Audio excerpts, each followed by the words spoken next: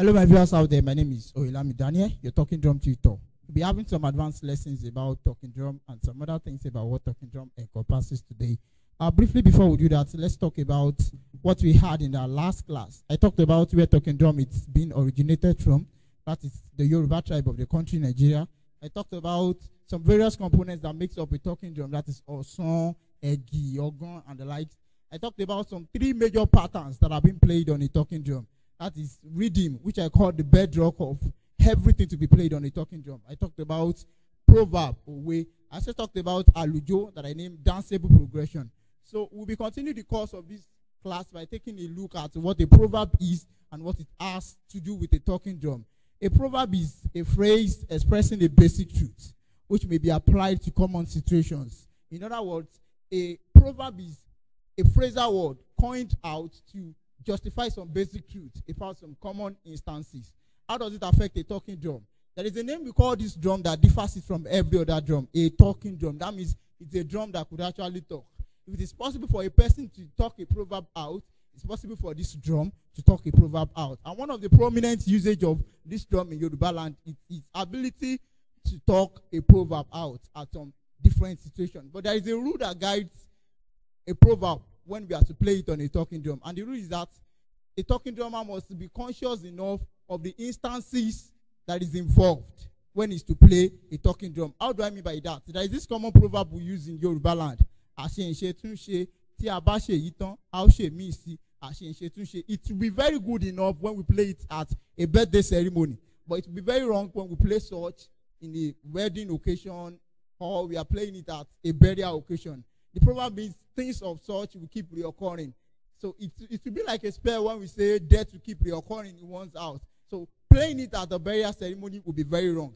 But when we play it at the birthday ceremony, it will be well spelled and well appreciated at that very point in time. So having understand the fact that we have to be cautious enough when we are playing a proverb, it makes a talking drummer to remain in the context of the song he's playing alongside with. So we're going to be looking at some instances that talking drum proverbs are applicable. Actually, it covers a wide range, but today we'll just be looking at some functions, some 3 major functions we have in Yoruba land, and the proverb that could actually go with them. Let's take a look at funeral functions. We have here koseni ti o ni ku, ohun ta ba se sile la o ma ri wi, koseni ti o ni lo. The second one, ọ̀dájú ni kú, ikú tó ń wọlé adùn tó ń wọlé oyin, ọ̀dájú ni kú. So I will try and play this on the 6/8 beat, and I will try to play it on a slow 4/4 beat and a fast 4/4 beat. Let's try it.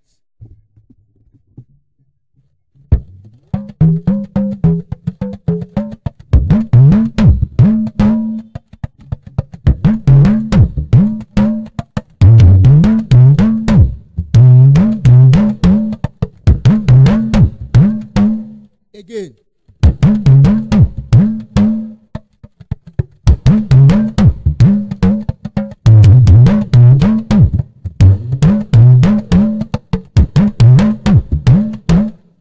slow 4/4 beat.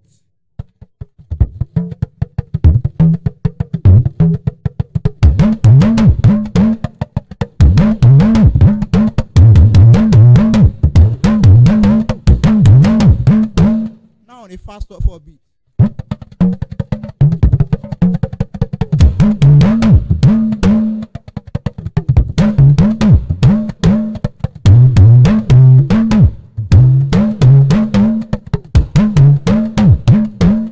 Let's try the second one, Odaju Niku. I'll play it on a 6/8 beat again, on a slow 4/4 beat, and on a fast 4/4 beat again.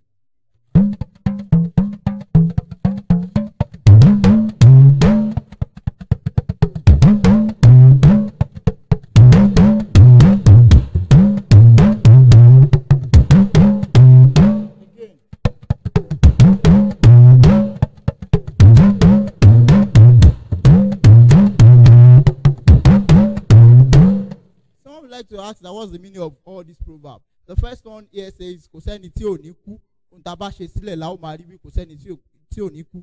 It means there is nobody that will not die. Whatever we do on earth here is what people will give account of when we are no more on earth. There is nobody that will not die. And the second one said ọ̀dájú nikú, ikú tó ń wọlé àdùn tó ń wọlé oyin, ọ̀dájú nikú. It means death is a cruel kind of person. Doesn't care about how sweet or how bitter a house is. He just enter at any time he chooses to choose any kind of person he chooses to choose at that very point in time. And let's move to the second one, marriage function. Ẹ ṣera yín lọ́kan, àtẹnìkíní, àtẹnìkejì. Ẹ ṣera yín lọ́kan. It means they should be in one unionism. Both the husband and the wife, they should be in one accord. The second one, èyí ṣojú wa ná, ohun tó bá ṣojú ẹni kò tún ṣẹ̀yìn ẹni, èyí ṣojú wa. And this means we have been able to witness this. This will not be something that they will later tell us about. We are present here. We witness this. So I'll try to play this on a 6/8 beat, and I'll try to play it on a slow 4/4 beat and on a fast 4/4 beat like I did to the other ones.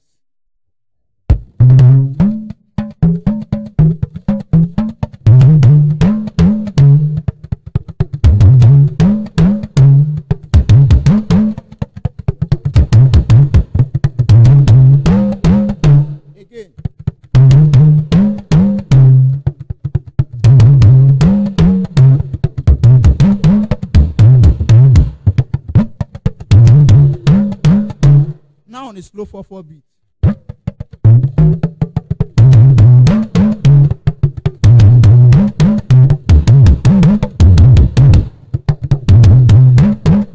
Again.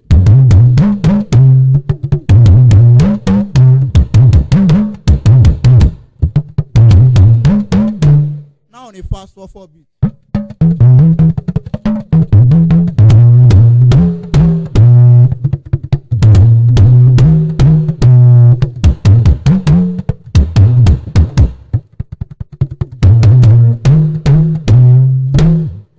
Let's move to naming ceremony, which is the last one that we are going to consider today. Ọmọ rẹ̀ la bí, ọmọ tí ó dirú, ọmọ tí ó dìgbà, ọmọ rẹ̀ la bí, pàríbótó rìbótó mo bọ́mọ jó, pàríbótó rìbótó mo bọ́mọ yọ̀. It means the son that we gave birth to or the daughter we gave birth to is a good child. It's someone that will become a great personality later in the future. Pàríbótó rìbótó, it means I'm rejoicing with the newborn baby. So let's try to play it on a 6/8 beat, on a slow 4/4 beat, and on a fast 4/4 beat like we did the other time.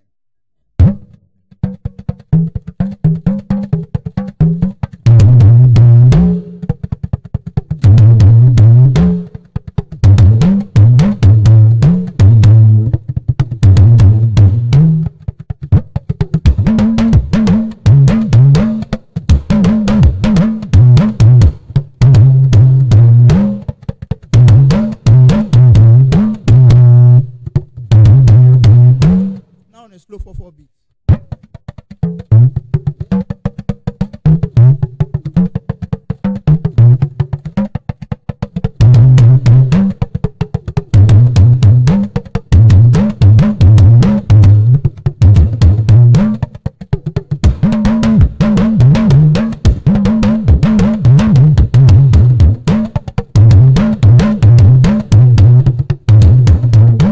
Let's try it on a fast 4/4 beat now.